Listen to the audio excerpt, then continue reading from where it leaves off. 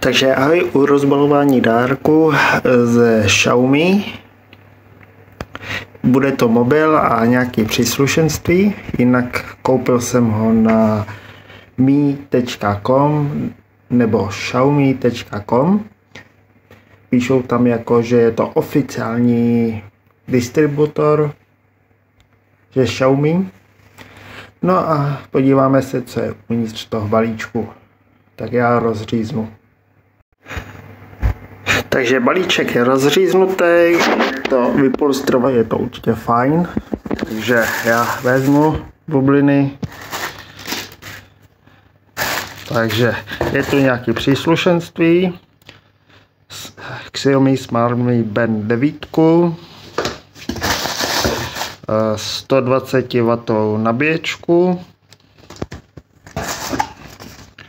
sluchátka Redmi Buds 6 Lite.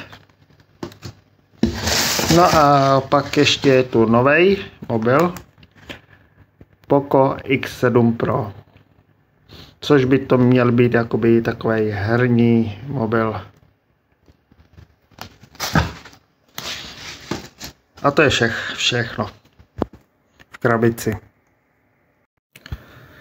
Jestli máte ohledně těch 4 produktů nějaké otázky, tak je napište do komentáře, já vám odpovím, můžete se ptát nebo mi napsat zajímavost a každý z těch ještě zvlášť rozbalíme a případně uděláme nějakou shrnovací recenzi o produktu.